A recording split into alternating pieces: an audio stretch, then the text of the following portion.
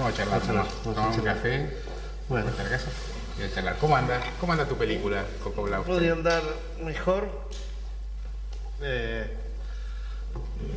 Es muy difícil competir contra 8 estrenos semanales. Es muy difícil competir con todas las semanas con 8 películas extranjeras que bombardean y donde los exhibidores cada vez te exigen más, ¿no? Sí, un cortadito. ¿Una media luna? Y una media luna de grasa. Tenés una fe en la producción. Sí, ¿no? Entonces, bueno, nosotros salimos en Semana Santa con 6 películas, entre ellas, qué sé yo, una película americana, Mi vecino el asesino. La semana pasada competimos contra otras 6 películas, de las cuales 2 eran argentinas, una era la de Tristan Bauer y otra era la de Roberto Mayoco. Y mañana jueves se estrenan otras 8 películas donde tenés un Bertolucci, un Tavernier, un Leconte, y donde los multicines cada vez te exigen más, no mayor promedio, pero digo, cada vez más es muy difícil estar en nichos de mercado que no sean los multicines. Digo, de hecho, el Village Recoleta devoró al Gran Splendid y al Capitol, que el Gran Splendid hoy es una librería, o va a ser una librería de la cadena de estas nuevas que compraron, y donde el Capitol ahora es Musimundo. Entonces, bueno, digo, la película de Tristán y la de Mayoco, que son 2 buenos productos. Digo, Tristán trabaja sobre el tema de Borges, porque bueno, en el caso de uno puede decir trabaja sobre el tema de los desaparecidos. Mayoco está trabajando con una figura popular como Charry, Tristán trabaja con Borges, uno trabaja sobre el tema de la memoria. Y es como muy difícil, porque cuando vos no vas al multicine, vas a una sala chica, y generalmente la sala chica es de condiciones complicadas. Entonces, bueno, vivo del enorme narcisismo que me dio la crítica, que me dan los colegas, que me dan los amigos, que me dan el espectador común que me escribe correos electrónicos, con los cuales los vamos a compilar en algún momento. Pero me gustaría que el público funcionara mejor. Claro. ¿Quiénes te escriben? ¿Gente común? ¿Gente vinculada a la lucha por los derechos humanos? Me escribe José Cualquiera. Antes del 1 de mayo me encontré con una carta de un pibe cuyo papá vive en Brasil, de un, ¿cómo te podría decir? Un típico personaje que podría ser el hermano menor de La Nata. Si Jorge me escucha me mata, me pasa el verso y todo.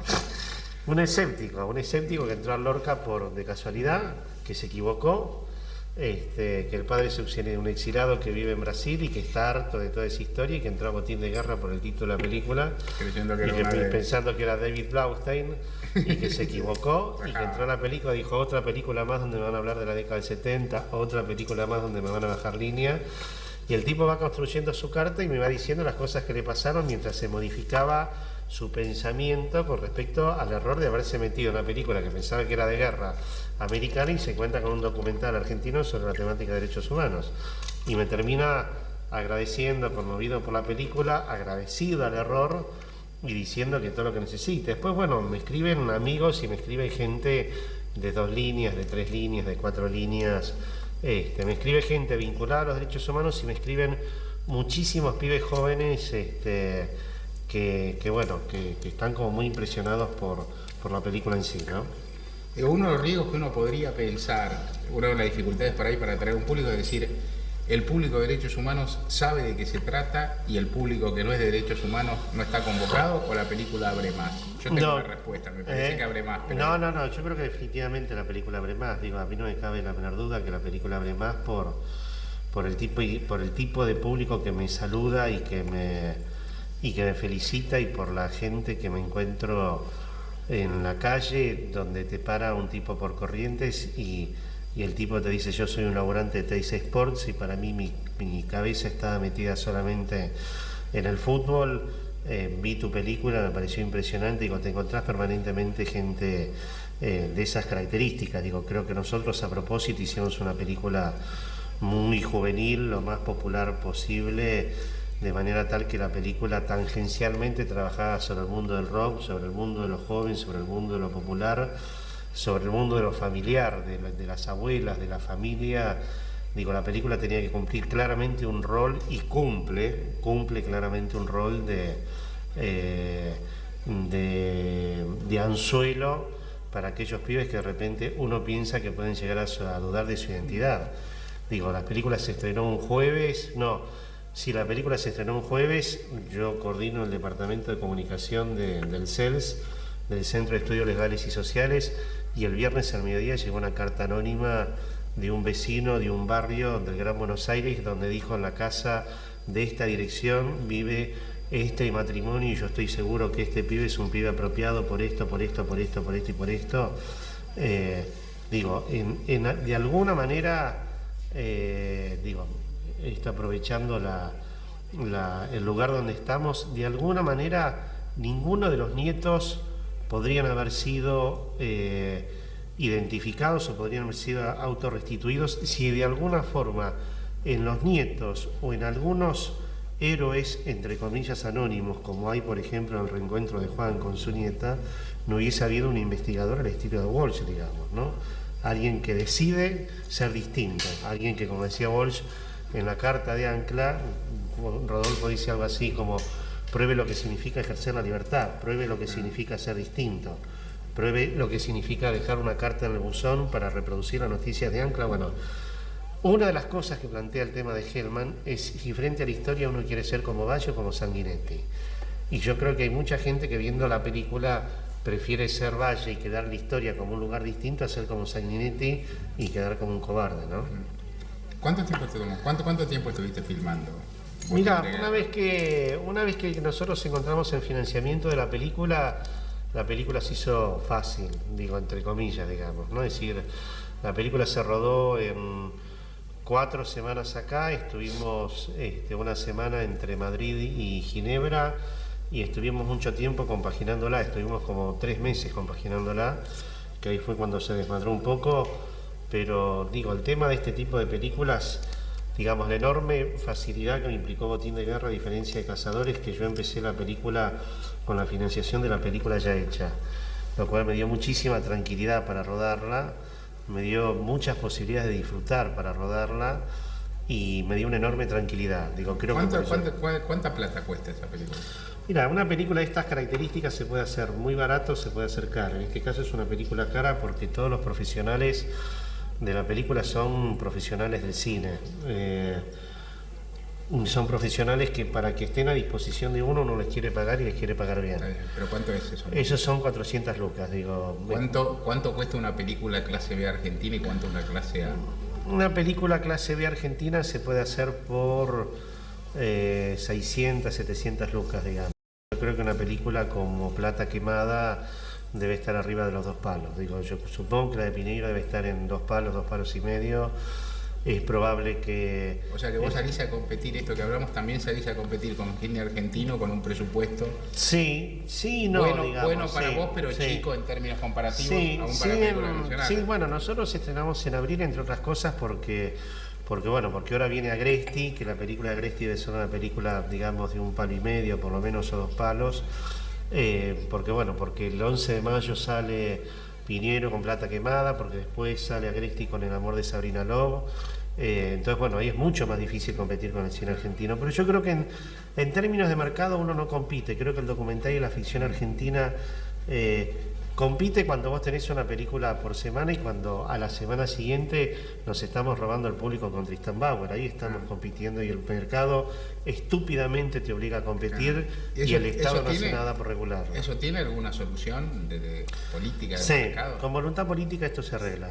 Digo, con voluntad política, y esto implica que de alguna manera el Instituto de Cine intente participar de alguna manera en cuotas de pantalla donde uno trabaje con mayor tranquilidad y donde el Instituto de Cine te dé una mano en el lanzamiento de la película y el instituto se preocupe para que vos no seas una sardina entre los tiburones. Digo, hay voluntad política de la nueva gestión del instituto, pero bueno, cuando eso llegue yo ya habré estrenado y otra cantidad de colegas habrán estrenado. Esto significa trabajar con los multicines para que los multicines regulen la actividad del cine argentino, significa protegerte más.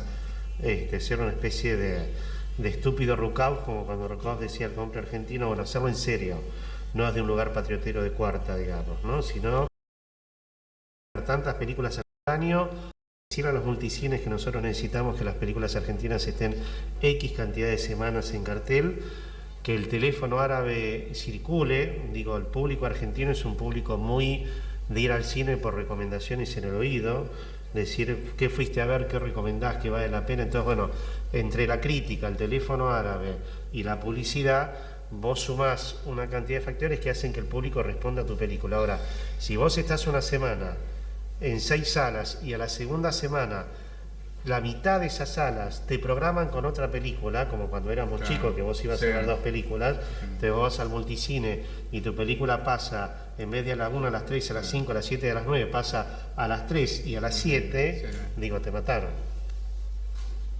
Hablemos de la película un poco. 2 cosas. Primera cosa, Cazadores de Utopías era una película sobre los montoneros, sobre los 70, que era una película tendencialmente polémica, digamos. Obviamente, esta película tiene casi una, por decirlo así, una especie de dificultad, que es que no produce una polémica inmediata. Es una película testimonial frente a la cual uno podría decir, bueno, salvo Jorge Rafael Videla, ¿quién va a estar en contra de lo que vos contás ahí? Eso es en algún sentido, digo, Elena en el sentido... Cruz. ¿Cómo? Elena Cruz. Elena Cruz, por eso, está bien, pero digo, son poquitos, e inclusive no pueden salir a discutir mucho, inclusive existe como un clima social. Es decir, inclusive uno podría decir más las abuelas de Plaza de Mayo, que son el núcleo del tema de botín de guerra, son dentro de los organismos de derechos humanos los que han tenido, entre comillas, abundantes, y dicho bien, mucha política, digamos, mucha vinculación con medios, mucho marco de tolerancia, mucho diálogo. Entonces, esto es una especie de dificultad. Esta es una dificultad que vos afrontás. Segundo punto. ¿Cómo se trabajan los testimonios con sujetos reales? Lo que pregunto es lo siguiente: las escenas que vos filmás, muchas de las cuales tienen momentos de gran espontaneidad y consiguientemente momentos de gran emoción, ¿lo filmaste de un solo saque? ¿Filmaste muchas veces con cada protagonista? ¿Cómo funciona eso cuando hablas con nietos, cuando hablas con abuelas que han recuperado, con abuelas que no han recuperado? ¿Las ponías y hablabas? ¿Tenías muchas charlas previas? ¿Cómo se montó eso? Hubo una diferencia importante con Cazadores, que tiene que ver con lo siguiente. Yo a los personajes de Cazadores los conocía, digamos, conocía su historia por lo menos. Algunos los conocía yo personalmente, otros los había conocido socialmente, y la mayor parte no los conocía, pero sabían perfectamente quiénes eran. Y por lo tanto, en función también de la polémica de la película, yo no quería verlos a ellos hasta que no fuese el momento, como hicimos hoy acá, de sentarme y recién en ese momento, cuando vos pones la cámara, presentarme y decirme yo soy fulano de tal. Hay una especie de creencia en el cine documental que tiene que ver un poco con la antropofagia ritual, de pensar que si yo me siento primero con vos y te hago una entrevista en audio y después la grabo y después vengo con la cámara, el hecho de haberte hecho la entrevista, digamos, te consume, se supone, esta primera entrevista, y en la entrevista frente a la cámara vos vas a ser menos espontáneo porque yo ya te pregunté, porque ya me conociste, etcétera. Creo que hay miles de teorías que abonan una y la otra cosa. Yo creo que parte de verdad hay en ese riesgo. En Cazadores yo no lo quise correr. En el caso de Abuelas había un riesgo real, un producto de la historia del movimiento de derechos humanos, que es una carencia del movimiento de derechos humanos, que es que absolutamente todo se basa en historia oral. No hay nada sistematizado, no hay nada investigado. Digo, todo tiene que ver con una especie de acumulación de información oral. Entonces no hay una historia sobre cada una de las 40 abuelas y no hay bibliografía sobre cada uno de fulanos y menganos. Oye, vos sabés que popularmente Elvio, el de la Gandhi, era militante de la JUB de Derecho, todo el mundo te puede hablar de él, y hace 20 y pico de años y hay un montón de bibliografías sobre eso, sobre la Facultad de Derecho, sobre la JUB, sobre los montoneros, etcétera. El hecho de que no hubiera nada de las abuelas me obligó a hacer una investigación previa para poder sistematizar las preguntas, por lo menos. Esto hizo que hubiera una investigadora previa, que fue Paula Romero Levitt, que hizo todas las investigaciones y sistematizamos todas las investigaciones. Este es un tema, digamos, en la cual Paula ya se hacía de goma con su propia entrevista con las abuelas por lo que significaba para ella, y yo me conmovía viendo las grabaciones de esas entrevistas.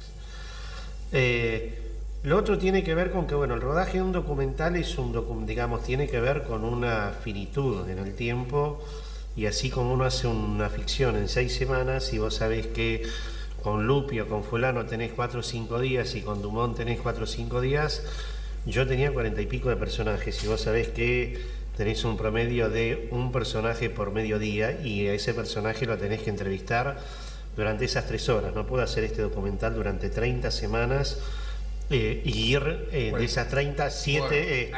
cualquier relato de eso vale una película, está claro. Claro, absolutamente, pero bueno, pero yo tengo 50 preguntas para hacerle a Chicha Mariani y de esas 50 preguntas sé cuáles son las 10. Y lo que tengo que tener muy claro es, en la estructura de la película, para qué me va a servir Estela Carlotti y para qué me va a servir Chicha Mariani. Y cuando yo llego a la casa de Chicha Mariani, yo tengo que tener muy claro a dónde voy a poner la cámara, a dónde lo voy a sentar a ella y qué es lo que le voy a preguntar. Después tengo como giladas, digamos, como cosas que tienen que ver sobre cómo vestir al personaje. Pero yo sé a qué relato la quiero llevar a Chicha, qué es lo menos importante y qué es lo más trascendente. Yo sé que en el caso de Chicha el tema era la formación de abuelas, la desaparición de su hijo, el combate de su hijo, que es un combate muy significativo, y el tema de cómo ella es consciente de cómo se llevan a su nieta y lo que ella sabe de qué es lo que pasó con su nieta. Y después, bueno, digo, eso tiene que ver con la estructura de lo racional, con poder armar con la producción, con que yo sé que yo llego a las 9, que allí se empiezo a rodar, que tengo tiempo hasta la 1 porque a la tarde tengo otra entrevista, y que tengo 3 o 4 horas con ese personaje, y que en esas 3 o 4 horas tengo que sacar el mayor jugo posible. Eso es el lugar de la producción. ¿Qué son, un poquito, volvamos a eso, qué son las giladas eso? ¿Qué son esos recursos de estilo que están todos firmados en su cotidianidad, en su casa, sirviendo mate, que son, haciendo asado? Que no son giladas, digamos, ¿no? Pero que no, yo me refiero a que, bueno, a lo que viste al personaje, a lo que le da cotidianidad al personaje. Digo, nosotros repetimos un ritual en la película, que en algún momento lo usamos y en otros momentos no, que es llegar a la casa de cada personaje con la cámara prendida. Porque uno confiaba, digamos, había un tema central en la película, que era, cada una de esas abuelas son nuestras abuelas. Y si la madre de cualquiera de nosotros nos hubiese pasado a nosotros o a nosotras lo mismo que esas viejas, nuestras viejas hubiesen respondido exactamente igual. Esta era una sensación que había que transmitir. Por eso era tocar el timbre y entrar con la cámara en la mano. Y aprovechar cualquier situación. Digo, cualquier situación significa que vos llegás a la casa del personaje con la cámara en la mano, te abre y te dice, estaba preparando café. Y la vieja se dirige a la cocina, empieza a preparar el café y vos estás con el café con ella. O que de repente en la mitad de la entrevista la abuela dice, ¿no quieren que prepare unos mates? Entonces sacás la cámara del trípode y te vas con la abuela a preparar los mates. Digo, ninguna de esas situaciones estaba preparada. Digo, sí pensábamos en algún momento tratar de producir a las abuelas, especialmente tratando de ir a la casa. Y ahí nos parecía como que la puesta en escena en algún momento se iba a notar. Salvo, digamos, que en algún momento las abuelas nos propusieran a nosotros la actividad, digamos, ¿no? Desaprovechaste. Te quedó mucho material, o sea, la relación entre los testimonios que pusiste y lo que quedó afuera. Para un profano, ¿es mucho, es poco? Y en el documental es más o menos de 20 a 1. Lo que queda afuera. Sí. Nosotros hemos filmado, creo que filmamos como 70 horas. Lo que pasa que, bueno, que el documental era 20 a 1 en la época que se filmaba en cine. Hoy con las tecnologías del video, lo de Botín fue filmada en digital y ampliada a 35, esa proporción la haces infinitamente mayor hasta estar como muy tranquilo. Y aparte, en el caso de las abuelas, nosotros filmamos a todas las abuelas y a todos los nietos que quisieron que lo filmáramos, sabiendo que ese material de archivo queda para el archivo histórico de las abuelas. Pero la proporción es grande y nos recontra cubrimos. Y aparte, bueno, para hacer ese momento del café, vos estás haciendo todo el ritual del café y estás como 10, 12, 15, 20 minutos haciendo el café, haciendo la ceremonia del mate, hasta que, bueno, hasta que te hartás o hasta que la situación no da más. ¿Y lo que dejaste afuera testimonios completos o dejaste afuera parte de testimonios de algunos personajes? Nosotros les avisamos a las abuelas que nosotros queríamos, digamos, investigamos a todo el mundo que quería darnos la entrevista. Hicimos entrevista con todos y con todas. Algunas abuelas y algunos nietos nos dijeron, yo te doy la entrevista pero no quiero después que me filmes. Ajá. Cosa que nosotros aceptamos y nos pareció un criterio lógico. Y después había un montón de abuelas y de nietos que sabíamos que era imposible que la película se pudiera hacer con todos ellos y era probable que algunos de ellos iban a quedar afuera. Con lo cual necesariamente hay algunas historias que rinden mucho más desde todo punto de vista y que uno sabe perfectamente que lamentablemente van a quedar afuera. Los chicos y las abuelas, ¿vieron a una van premier? ¿Cuándo la fueron a ver? ¿Qué dijeron? Las abuelas vieron cuando la película estaba terminada, algunas abuelas vieron la película terminada, casi terminada, digamos. Y algunos colaboradores de las abuelas y algunas colaboradoras de las abuelas vieron la película casi terminada, digamos, cuando estuvo terminada de montar. Nos hicieron algunas observaciones nos agradaron, otras no. Polemizamos. No, había observaciones que tenían que ver con la visión de ellas, con cosas de la interna, claramente la interna. Digo, en todas partes hay interna, en los organismos también hay internas. Uno no puede creer que las internas sean tan fuertes. La interna es un deporte argentino. Yo creo que no somos conscientes hasta qué punto la interna son un deporte argentino, miserablemente argentino. En los partidos de fútbol, en las agrupaciones políticas, en los colegios profesionales, entre los cineastas, en los organismos de derechos humanos.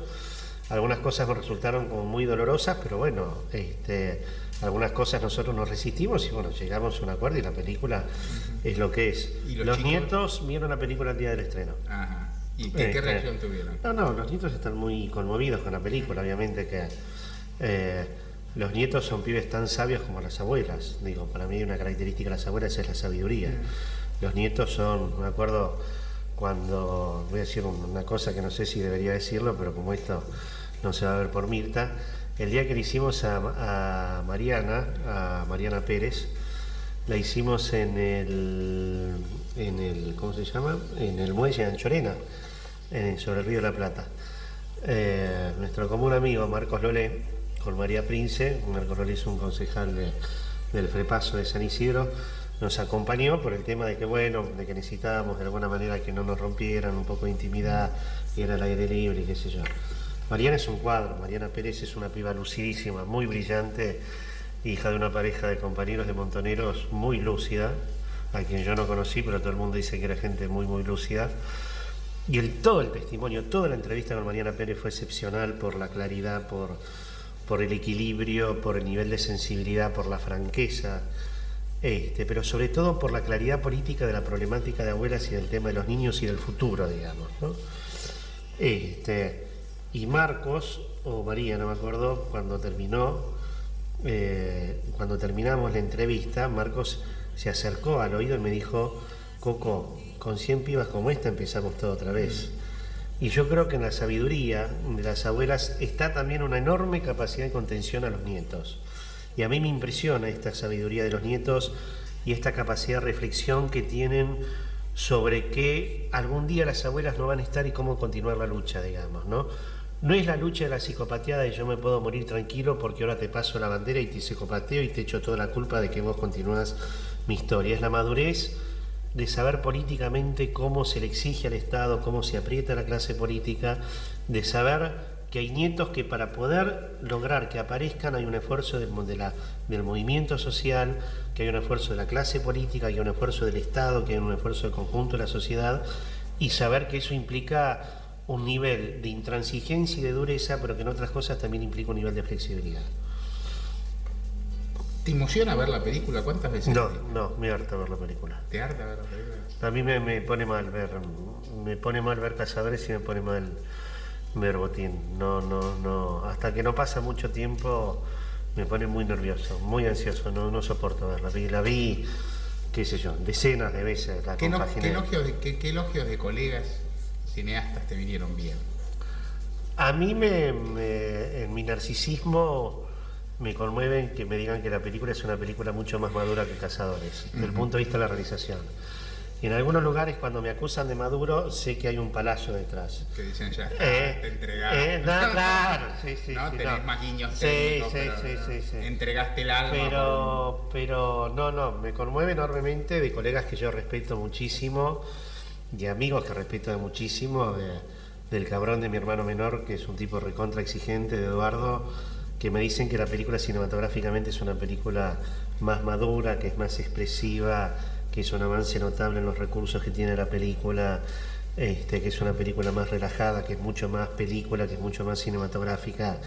Digo, me encantan todos esos recursos, me encantan que me digan eso. Vas a seguir haciendo, estamos casi terminando, vas a seguir haciendo documental. Sí. Creo que... ¿Qué tenés en la cabeza? Hay una cosa eterna sobre Walsh, que es un crédito que ya está pensado en instituto, que me da muchísimo miedo hacerla, porque me implica un enorme compromiso. Eduardo me dice que yo tengo que salir un poco del tema de la dictadura, que no es mala idea, digamos. Y tengo un tema sobre la problemática judía argentina que me interesa, digamos, que es un tema que me agarró hace muy poco tiempo, que es sobre la contradicción de ser judío, de ser argentino y de ser de izquierda, que es una especie de homenaje a las viejas generaciones, digamos, ¿no? Y al concepto de dignidad y libertad que nos fueron transmitiendo, y que yo siento que ese concepto está quebrado. Bueno, vos lo tenías un poco más complejo porque en algún momento también te definías como peronista. Claro, por supuesto. De ser peronista y judío, que es un mambo. Claro, Es como un mambo descomunal. Sí, por supuesto, siempre volvemos a lo mismo, ¿no? Siempre volvemos a lo mismo. ¿Y cómo pensás lo de Walsh? ¿Qué fantasía? Lo de Walsh es... digamos, es el investigador, es el periodista, es el personaje argentino, la síntesis es el violento oficio de escribir, esa es la síntesis, digamos, ¿no? Un escritor que se asume hasta el final y que al ejercer su oficio hasta el final necesariamente convive con la violencia en un país que convive con la violencia. Si volvieras a hacer Botín de Guerra, ¿qué le agregarías? A mí me gustaría agregar la historia de los abuelos a Botín de Guerra. Hay pocos hombres en Botín de Guerra. Es que los tipos fueron los que aguantaron, son los que están detrás de cámaras, son como los camarógrafos, digamos, ¿no? Los abuelos fueron los que bancaron como los padres fueron los que bancaron. Esto no es un tema ni remotamente sexista ni de género. Se murieron de infartos, se murieron de problemas cerebrales, de problemas cerebrovasculares. Los abuelos bancaron como los padres bancaron. Las viejas fueron a la plaza y se pudieron sacar toda la mierda encima, luchando, cagándose a puteadas con la policía, enfrentándose a la dictadura. Y los abuelos y los viejos fueron los tipos que bancaban la casa, que estaban atrás, que sufrían, que se tragaban los mocos y qué sé yo. Y creo que bueno, que eso les afectó terriblemente la salud. Y bueno, a mí me da una enorme pena que no estén los abuelos. Me hubiese gustado meter a las tías y a los tíos, que son los tíos de los pibes, que son los tipos en los cuales se reflejan, digamos, los pibes para preguntar sobre sus padres, digamos, ¿no? Che, ¿cómo era mi viejo y cómo era mi vieja? Digamos, los tíos de verdad y los tíos políticos, que somos nosotros. Esos dos sectores me hubiese gustado meter en la película. Bueno, vamos a llamar al músico y vamos a trabajar. Bueno, me da cuenta, maestro. Sí, hay que pagar y todo acá. ¿Pagamos? Sí, pago yo un momento luminoso. Y vamos yendo. ¿No hay canje acá? No hay nada. Hay que ponerse. Bueno. Voy a hablar con Maribel, no puede ser.